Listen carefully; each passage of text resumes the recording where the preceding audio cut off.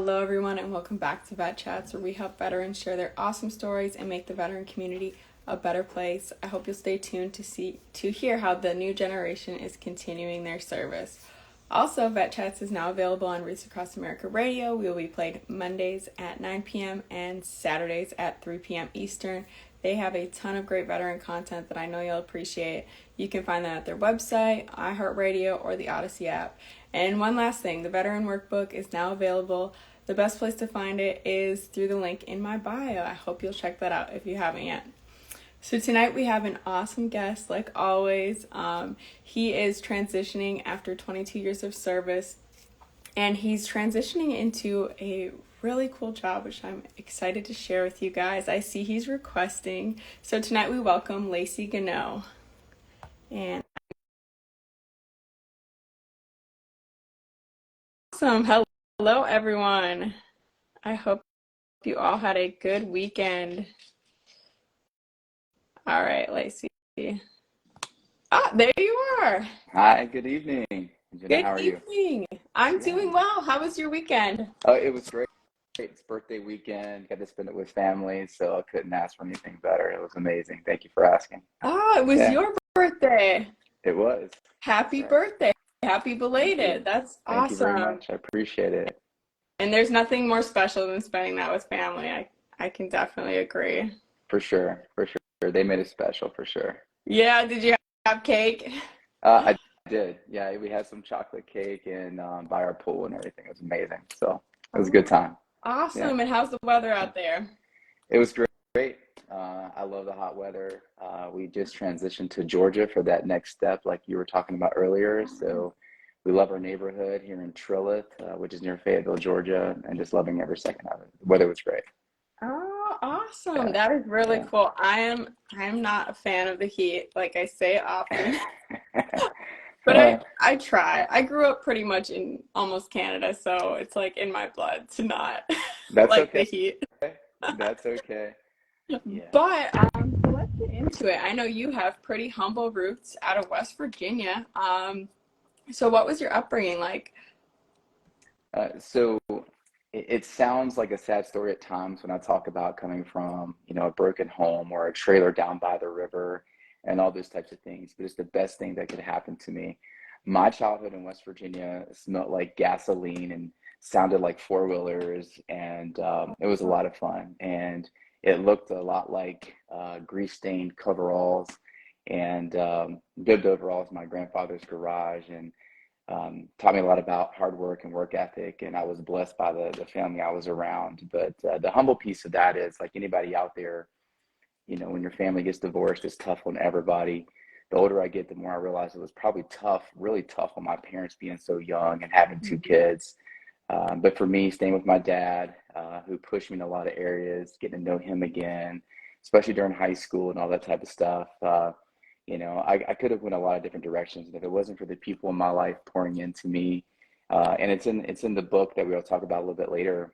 I almost went through my life with a chip on my shoulder, trying to prove everybody wrong instead of proving the right people right. And I was so blessed to have a praying grandmother and a grandfather that took me in, and my dad and my mom and everybody just looking out for me to get me where I am today. But yeah, it's definitely a different place to grow up. Like most places, has a lot of pros and cons, but I tend to look at the pros these days and appreciate West Virginia for how beautiful it is and the work ethic it gave me growing up. Yes, yes, Yeah, absolutely. And it yeah, sounds like, regardless of the situation, you had so much love, and that just makes all the difference. And really that's how you can grow, is when you feel loved and supported. And I mean, look where it brought you now. I mean, yeah. that's incredible. Jen, I think that's important that you say, that I had love around me. And I think a lot of that was a calloused heart. Sometimes you can be in a place where there's love there, but you have to be able to open up to it. And, that's still a process, but I was very blessed and lucky to have those people around me that believed in me when I didn't believe in myself, right? And that continued all the way through my upbringing, whether it's the right people showing up at graduation, all the way up to, ROTC, and my uncle, being an Air Force guy, former Marine.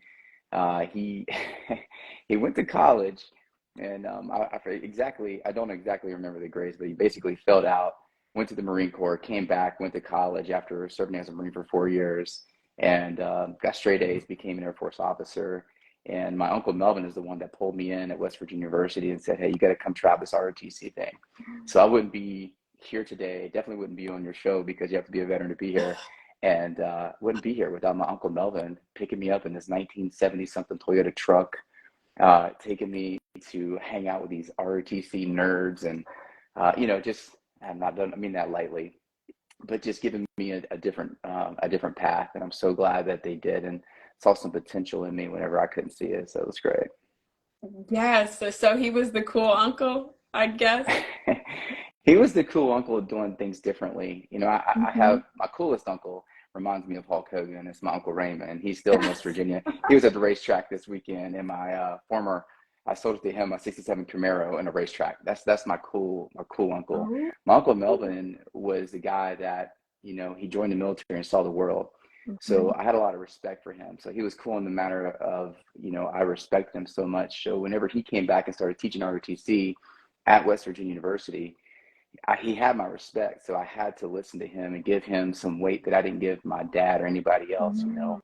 and Yeah. it changed my life. And as a matter of fact, I gave up flying for 4 years to go back and teach ROTC for no other reason than the fact that he saw something in me. So I wanted to go back and teach ROTC to see something maybe in some of those young men and women that other people couldn't see. So anyway, it's definitely a cool upbringing. He was a cool uncle though. Yeah, yeah, I have a similar story. It was like my uncle, he just told me about his experience in the Navy, and I was just like, wow, I'm from like a super small town, and I didn't really know anyone who had left like that. So just that like peek behind the curtain on there's so much out there. It really is life-changing. It So is. yeah, yeah. So when you first joined, did you join through ROTC then? I did. So my uncle, he got me into ROTC. It was my freshman year. It was a big party school, so I was very grateful that installed a little bit of discipline in my time there. And then your sophomore year, as you probably know, most people know that's on here. You go to your boot camp experience in ROTC while you're doing your academic classes during the regular school season. So I did that. I came back. I got some awards for being athletic, but I got the most improved award.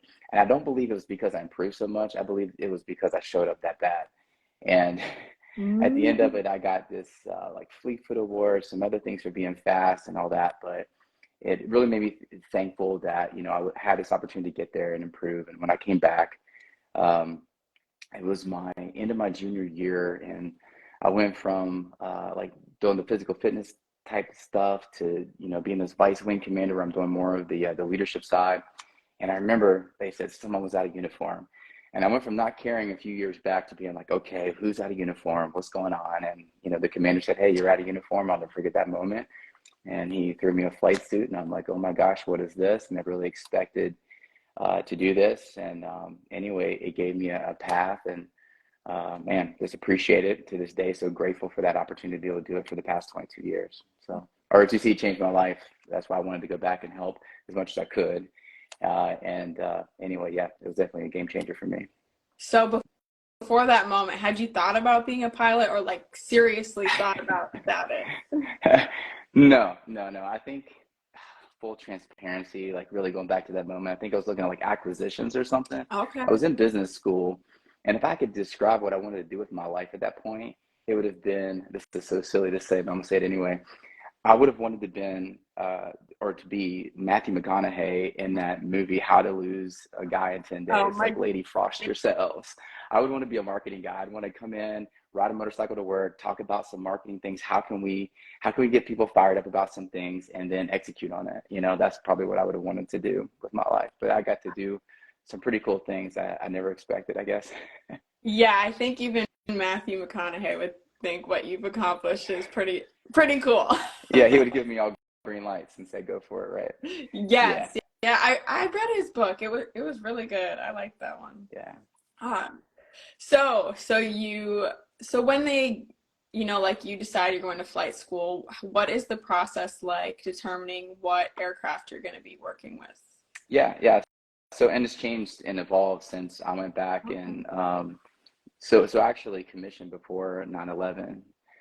So I graduated, and it was pretty cool back then because I got to go and get my private pilot's license paid for by the Air Force. So I went and flew with this World War II pilot named Hal Koenig, and I could not believe he sent me up solo.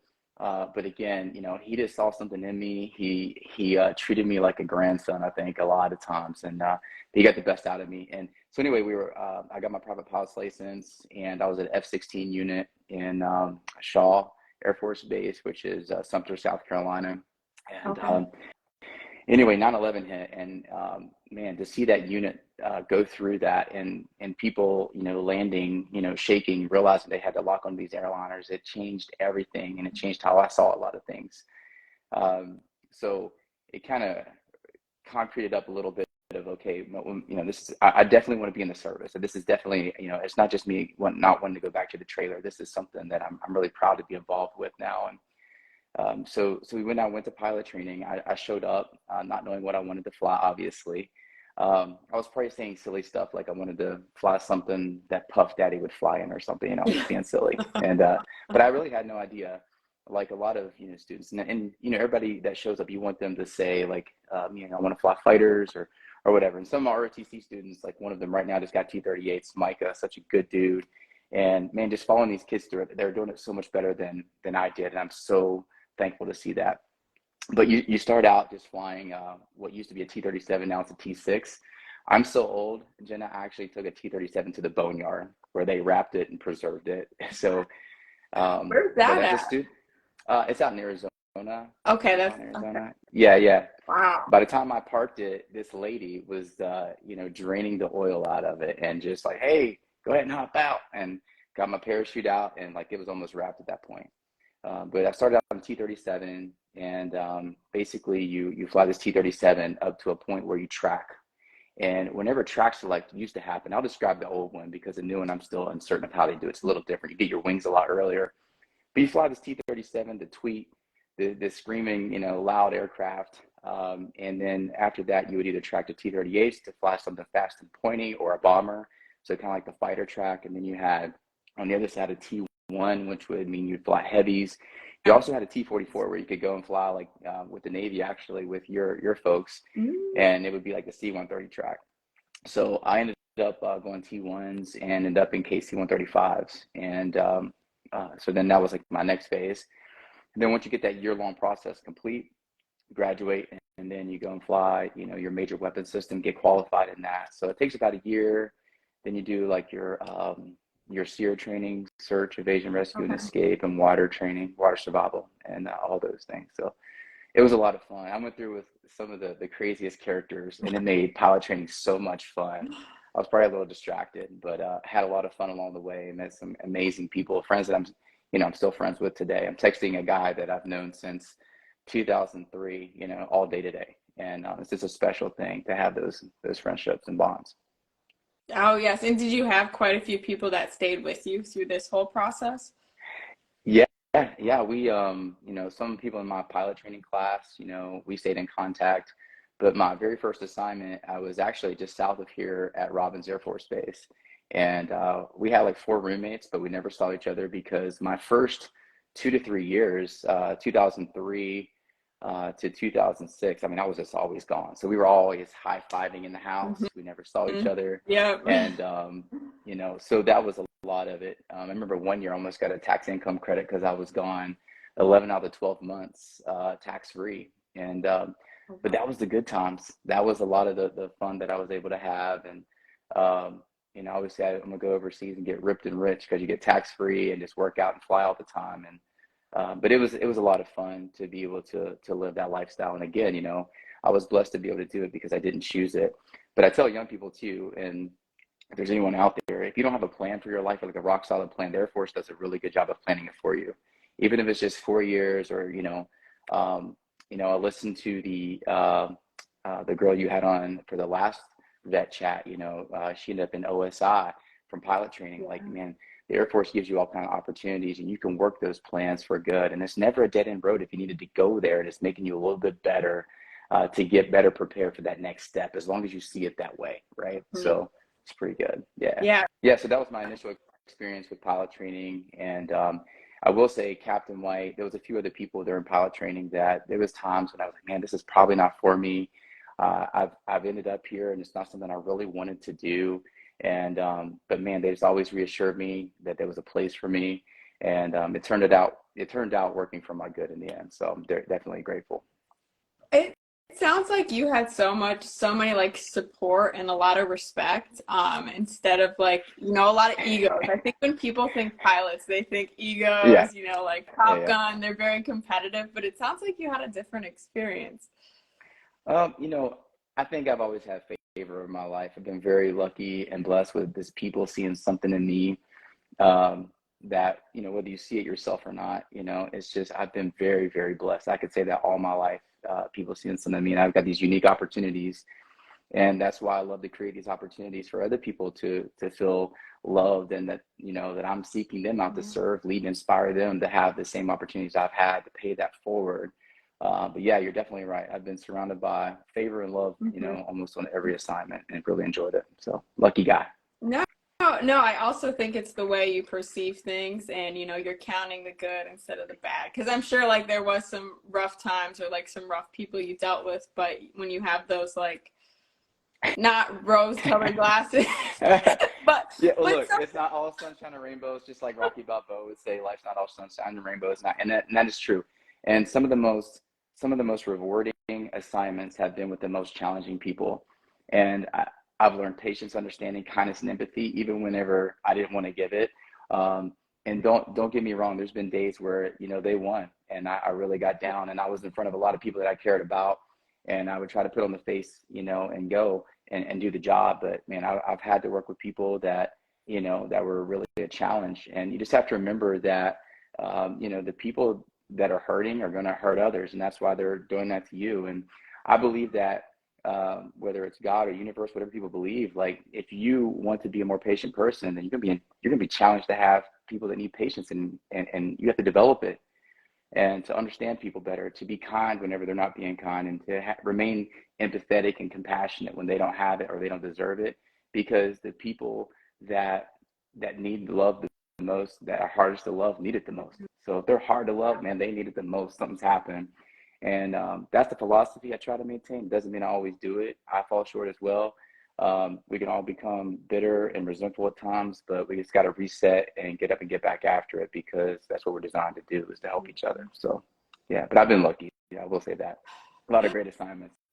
And whenever you're teaching people to fly, like literally, you could tell these young men and women to go jump through this wall. Well, half of them already be through the wall, and it's just such a reverent respect, for people that are doing that. And you want to make it fun. I remember during pilot training, because I went back as an instructor, and I remember I wanted to make it motivational. Even in ROTC, the reason I think I got the pilot slot is because I created these meet sessions, motivational, enthusiastic attitude training. And I made my guys and girls show up an hour before PT, especially the ones that were not going to make it.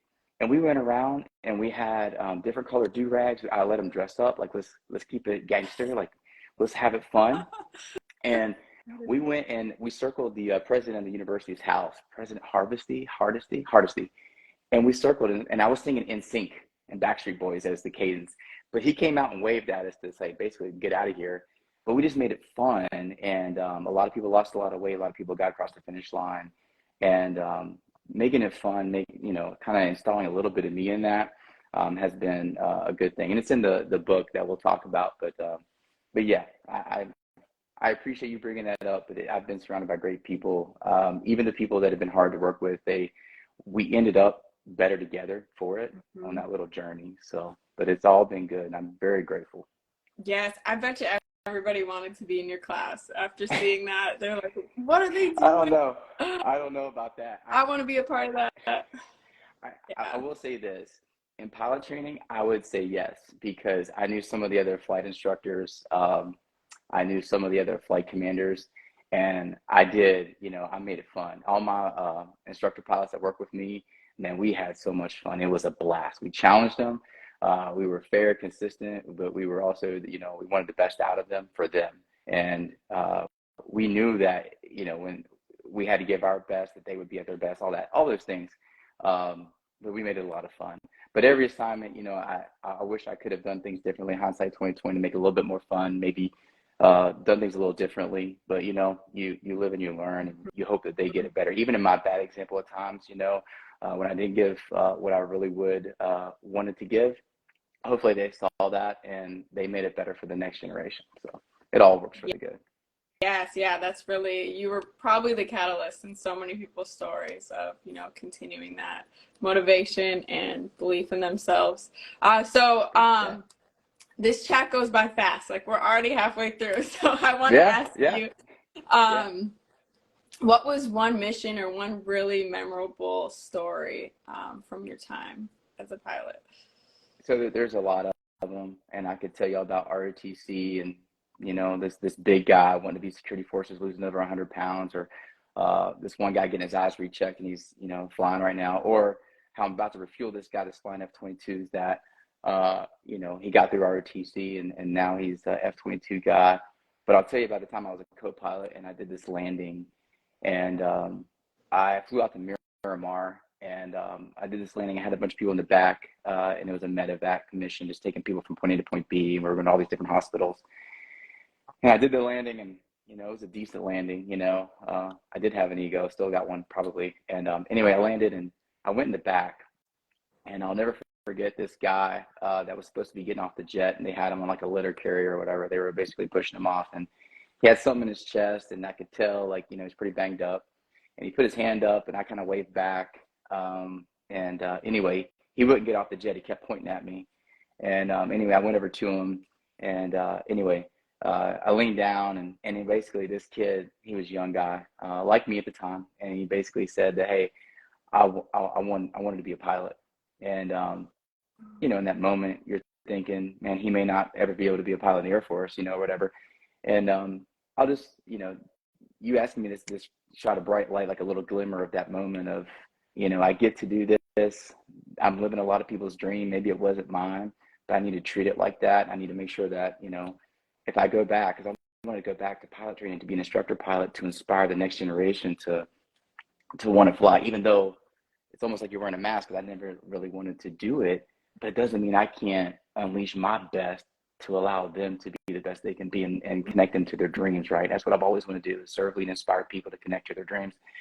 And in doing that, you know, it made me just appreciative that I had the opportunity to give back as much as possible for people that couldn't do it on their own or wouldn't have that ability. And that dude was pretty banged up. It was very humbling. It made me realize, like, it's not just a good landing to brag, but it's a good landing because maybe you would have felt that or something silly like that. But anyway, that's the first thing that comes to mind when you ask me in this moment, that I would look back on and say that was a significant emotional event, a little turning point, something I'll always remember. Yeah, it's one of those moments that really makes you think different about your life.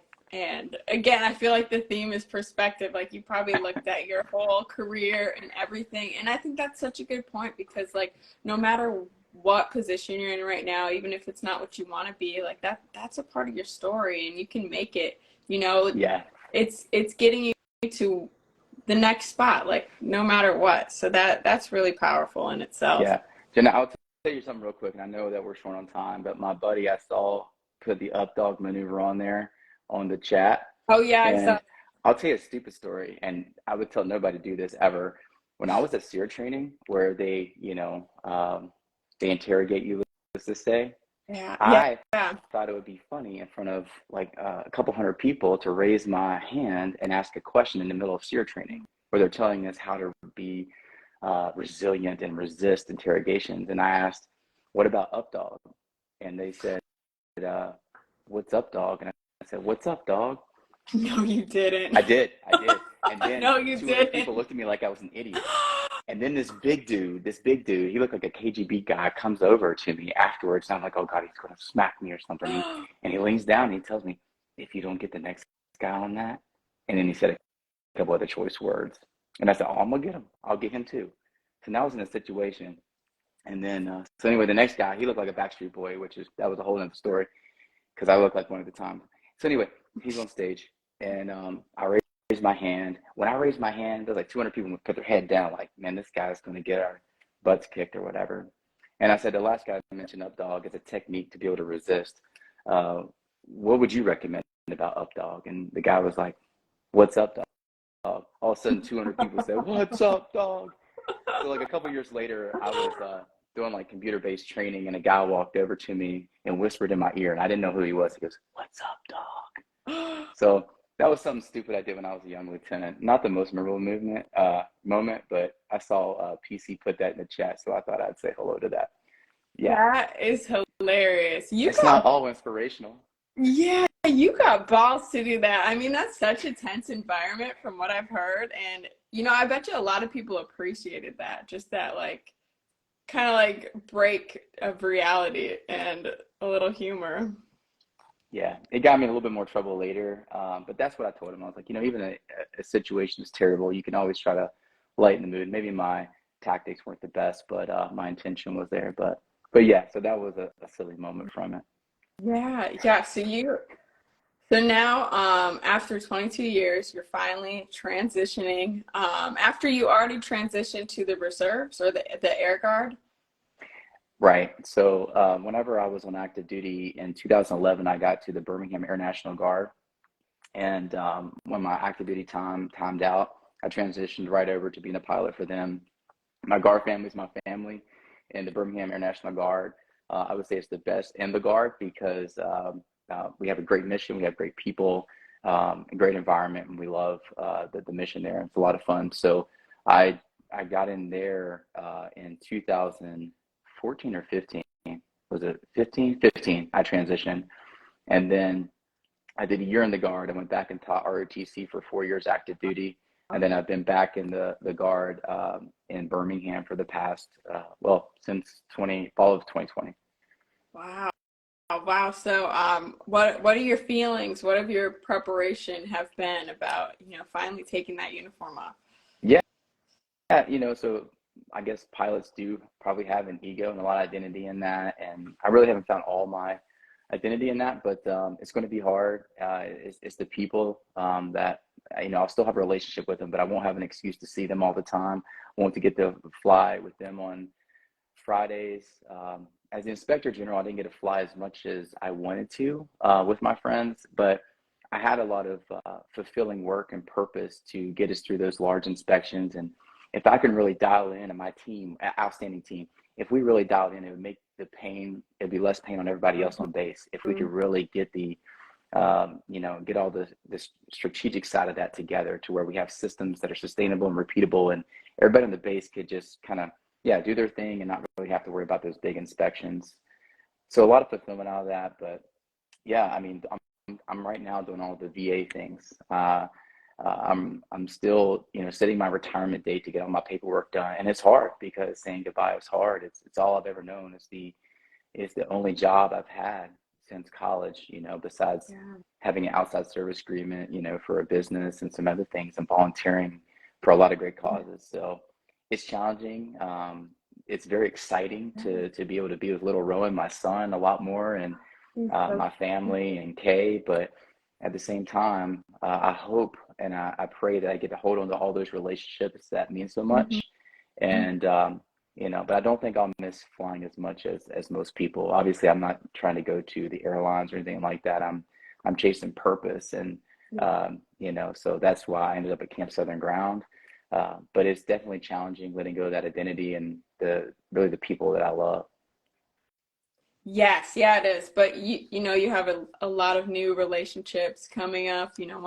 When one door closes, well, it doesn't even close, but there's so much more opportunity. And I like how you mentioned purpose, because you already have that in your next chapter. So, and that's, that just provides so much, having that. You're going to have motivation, you're going to have drive, you got a reason to move on. So let's hear more about your new position that you're going to be in. Yeah, absolutely. So like you said, your purpose doesn't have a zip code. It is really inside of you. So if you're transitioning out of the military, the strengths, the gifts that you have, I mean, they're still going to be with you. Maybe they'll be sharpened, and you can take those and transfer those skills into the civilian sector or into your own business or into some nonprofit that's full of meaning. If you got VA and you got a retirement and or whatever it is. I got a buddy, Joe, that, he really doesn't like to do much. He likes to have his own free time, and he does it in a unique way. So whatever it is, that is something you take with you, but you do have strengths and you do have skills and a gift. And I think it was Muhammad Ali that said that, how we use our gifts is the rent that we pay to be in this world.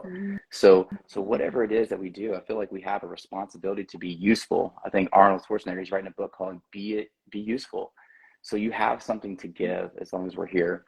And in the spirit of that, back in 2018, I was teaching ROTC, but I had an opportunity to come to Camp Southern Ground, which was founded by Zach Brown. If you've heard any, country out there, music, you've probably heard Chicken Fried and know a little bit about Zach, but you may not know about his heart. And he grew up as a camp counselor. So we have a summer camp, but we have a dual role mission. We also have the veteran side. So we have veteran programs at Camp Southern Ground. In 2018, I stood this up with Joey Jones and Jake Dukes. And Jake has called me basically every January. Hey, bro, when you're retiring, hey, can you come back? And I've kept in touch with Joey. Obviously, he's on Fox News, and that's how I got to be, got the opportunity to be in the book with him to kind of share a little bit of my story. And so that started in 2018, and it's evolved since then. And now I just took over as the Wellbeing Director for veteran programs at Camp Southern Ground, founded by Zach Brown. And so what we do there is we take those strengths that you have, and you did an outstanding job in your book, helping people spell out in a workbook all these things that are good and to think about what you need to think about in your transition. And we do that in a little bit more of a formal way. But I love your workbook because it's in the same vein. It's preparing people for transition. And so we have Gallup certified strength coaches that come in and talk about strengths. So we do your top 34 strengths. We talk about mentally what you're wired to do. We do Enneagram. We do some of those things to make you understand what you're really good at and give you situational awareness of what you're not. And it kind of picks up. And of course, the veterans coming through like, man, I wish I knew this when I was a captain. I wish I knew this when I was an E3. Yeah. But now you do know, and you have all this experience, and we help you understand your transferable skills, all these surfacing behaviors when you're working with groups and teams, and how to be able to scoop all this up and turn it into purpose and get into a role that's fulfilling, that you love to do. And then we develop a plan to take action to be able to go and make a positive impact at home, in your community, in your organization, wherever you work, or wherever you want to take that impact to. And it's an amazing experience. So we do that. We have an executive culinary team. So Collins and Sharita, we have a farm to table, like a 30-acre farm, where we do mostly farm to table. We teach you how to cook, how to meal prep, how to take care of yourself, which is amazing. We have a confidence course, for that old warrior inside, the warrior spirit still there to go and move at the speed of team. And some people may be differently abled, and you just negotiate these obstacles together, just that trust, that camaraderie lost. Now you have this community gain to be able to do those things. And of course, it's Zach Brown. So we have songwriting where one of the most powerful moments was we had this recent class that we had. It was a lot of ladies, and it was like 4 or 5 ladies in this one group, and they wrote their song, because we have songwriters, we have people to play guitars and help come in, and you craft the song in like 4 hours and you perform it. And of course they help you sing if you can't sing. I'm more of a rapper, but whatever. So they sang this song, and it was talking about them being looked at differently as a cadet. And I felt that female side, like them walking through, getting looked at differently, and this female empowerment coming out on the other side. I felt like I was watching Captain Marvel. And at the end of it, it was just so powerful. But music is a form of therapy. And to be able to listen to their song is just a powerful movement. It's like listening to a movie. And we get to do that. We have business panels where we bring in CEOs from all over, whether it's Dan Cathy, Chick-fil-A. We just have Steve Yola from Tandra Outlets, and to share their story and about how we want veterans, we want leaders, we want you. It sounds like Uncle Sam. And they go through this process, and it's a huge privilege. I'm extremely grateful to be a part of it, because it's fulfilling me to once again, being an instructor pilot, connect people to their dream, connect people to a career where they're going to have the same feeling that I get to feel, which is having impact. And if you always chase impact, you'll gain the influence. The income will just be the caboose on the train that we need to be on. And so it's something that I love. And of course, we have this big celebration at the end. They graduate and they go forth and conquer. So that's Warrior Week. We get to do this leadership development course that just connects people to their purpose and the plan to go and execute again in this new mission outside of the military. We also have Warrior Song, which is just now growing, but where we're taking music as a career, as a performing artist, and doing a boot camp. It's kind of like American Idol. We select about 10 people to go through this process to end up being a performing artist. And we have Tim Huffman, who taught Zach how to play the guitar. He's there, and all these great singer-songwriters coming in, coaching people, veterans or veteran spouse, to be able to launch a musical career. We have Warrior Path, which is we are one of like the 10 host sites in the nation for this program that focuses on post-traumatic growth. And it's for veterans and first responders that have seen traumatic things that, you know, we just want to love on them, but we have people that have a unique and specialized training and certifications to be able to go to that level to bring them out on the other side. And it's run by Boulder Crest, which is an incredible organization. So we're able to host that there as well. We have Warrior Family Camp, where if you're a blended family, like Adam Sandler, like you're blended, or like you're a single dad and you got a kid that's between 7 and 17, you all come together on one big weekend. The kid gets to experience some summer camp fun. They got a pump track. They're going to do the confidence course, and dad's getting some situational awareness training with our leadership training and our strengths coaching. And then they all come together and do some obstacles together, learn how to communicate these things together. And if they can go through obstacles together with our professional counselor and staff team, they learn how that conflict and confusion can actually bring people closer together. So at home, whenever they go through things that are, you know, may have a little conflict or disagreement or confusion, they grow together. So we get to do these things at camp, and Camp Southern Ground is a special place. When you look at it and you drive on, you can already tell by the way that we do the small things, because you know how you do the little things, how you're going to do the big things. So from the grounds team all the way to all of our facilitators, it's world class. And it's something I'd love for you guys to check out, campsouthernground.org. Message me, even if it's just a DM on Instagram, I'll get you connected, because you know, most cases our programs change lives, and in some cases they save lives, and we'd love to have you. Yeah. Yes, that is so awesome. And what are again, what are the requirements to join? Like, do people have to pay for their own transportation there? Because it's in Georgia, right? Yeah, it's in Georgia, but it's free. Okay. It is free. Like for the family camp, it's a $200 deposit that you get back. Oh. Most people donate it because there's an opportunity to donate at the end. Right now, we're flying people. We are flying Phil out of Hawaii. We got a person coming from Puerto Rico. We have pilot partners. We send private jets if we have a partner that's willing to do that, or we fly our folks on commercial and reimburse them. But if you're like the B.A. Baracus off the A team and you don't want to fly and you want to drive from Texas, we'll reimburse your gas. You know, the only thing it's going to cost you is a time investment, and it's worth it, because when you leave, you're going to be better for it. So everything is free. And look, I'm from West Virginia, right? So when I think of camp and I think of a cabin, I think of like this old rustic cabin down by the river, not a $23 million lodge like you're staying in. I mean, Zach had such a vision for this that it's a 100-year vision. It's not a 3-5-year plan. It's 100 years, geothermal. Our dining hall, when you look at it, it looks like a cruise ship, and the entire ceiling is made from like 8 transferred trucks of Taylor wood from Taylor guitars. Like there was nothing skipped to make this experience special. And he felt that way, not to make it a ritzy place, but he feels that families and veterans deserve the best experience to help when they come home to their home unit, their family unit from their military units, to make this special. And he's done that. And getting the word out is probably our biggest challenge, but the biggest advocates are the graduates that come and experience it.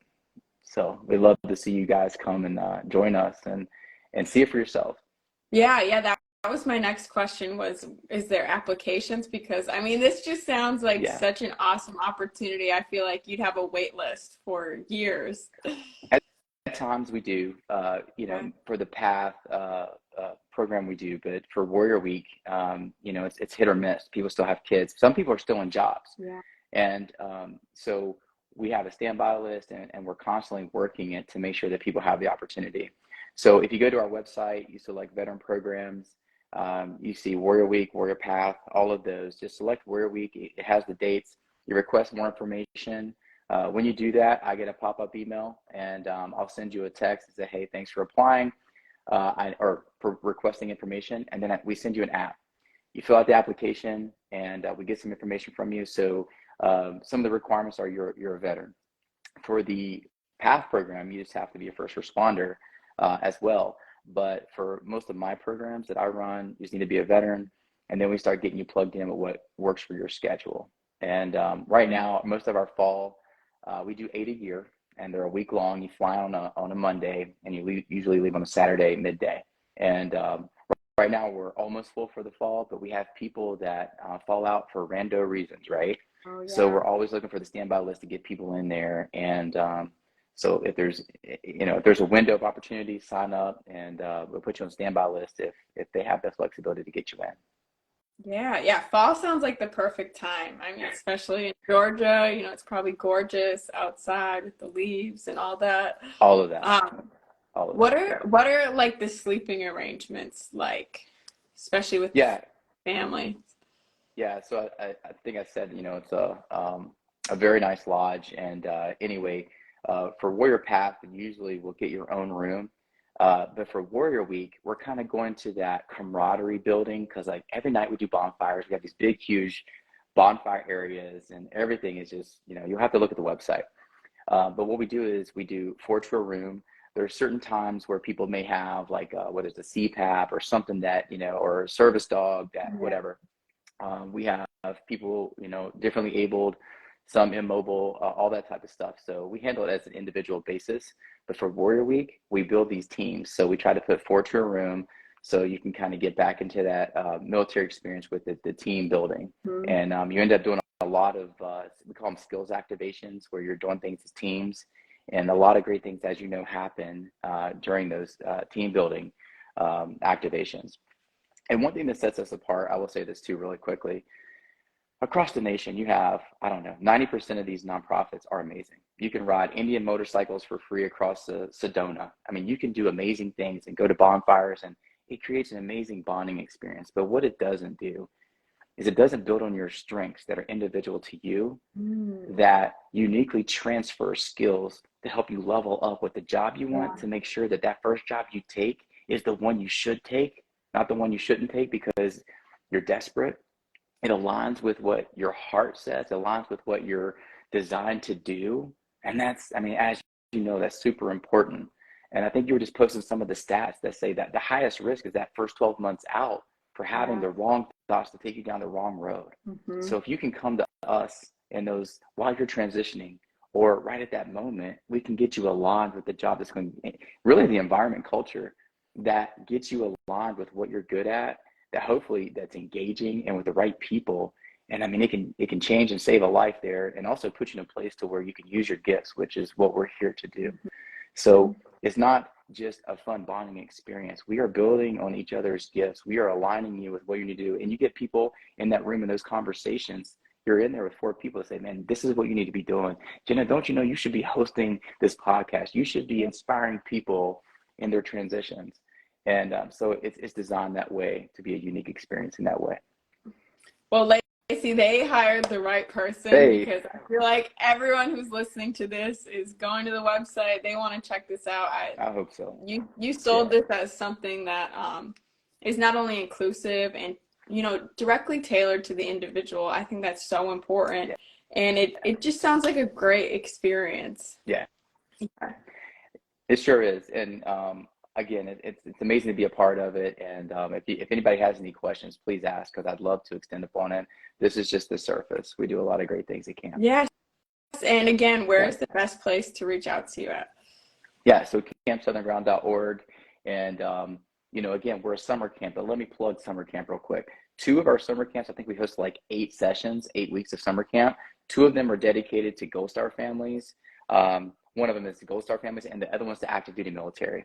So I'm telling you, like everything there is either about loving on kids, and of those summer camps, 30% is neurodiverse. We have a pump track. We have special certified folks that help teach neurodiverse children how to ride a bike for the first time because their parents don't know how to do it. I mean, everything there is just unique, specialized, intentional, and a beautiful thing. So summer camp as well, but it's all at campsouthernground.org. And for the veterans out there, it's super easy. You look on there, click veteran programs, and there's a little list. Definitely check out Warrior Week. That's our flagship program. That's the one that I would love for you to come visit and check out, and everything kind of blooms off that. And we can sign you up for the Warrior Family Camp after that, PATH if you need it, if you've gone through some trauma, we all have. And this helps to establish that post-traumatic growth that we all want to experience, and we want you to experience. So if I can help out with anything, let me know. That is wonderful. Well, Lacy, it has been such a pleasure to have you on. We are coming up on time, so I just want to make sure, is there anything else I can help you share tonight, or did we hit it all? You know, this is all about the veterans that you're reaching. So I just want to thank you for your heart. Thank you for what you're doing, you and your husband, and all the things that you guys are doing. You're reaching an audience that needs to be reached. So I just want to thank you for your heart, for your service, and for your service to others. The opportunity to share, you know, our nonprofit side, and you know, it takes all of us. We're all in this together, and we don't want to lose anyone. We would actually like to help everyone level up and make a huge impact. Take everything that you learned in your military experience and make a positive impact on the world and those around you. So that's what we're here to do. If you want more of my individual story, I don't get paid for this. This is, you know, but my story is in the Unbroken Bonds of Battle by Joey Jones. Great guy, great friend. And, you know, a little bit more of my story's in there. The reason that I contributed and the reason this book is there is because a lot of the stories out there and a lot of the where people are picking up the military stories, maybe it's not the best source. My story is to be inspiring, is to talk about the opportunities in the military, how it changed my life, and how it gave me a launch pad for my dreams to be able to do what I'm doing now. And it's a positive thing for me. So I want to help out with recruiting people to find their purpose. And if it takes you to service, great. If it doesn't, great. But at the end of the day, my story's in there. If you want to check that out, and I hope it inspires people to live their best life, whether that's in the uniform or not. But I appreciate you having me on, and everybody that jumped on. I saw some of my friends on there too. Thank you guys, and I appreciate it. Yes, absolutely, and my pleasure. And I appreciate you coming on and just sharing all about your story and Camp Southern Ground. I will make sure to link that and the book as well in the comments. And also, I want to thank everyone who joined, or if you're watching the replay or listening on the radio. I hope you enjoyed, and you will go check out Lacy. So Thank you so much, and I hope you have a great week. Okay, thanks, Jenna. Have a great week. You too. Bye. Bye-bye.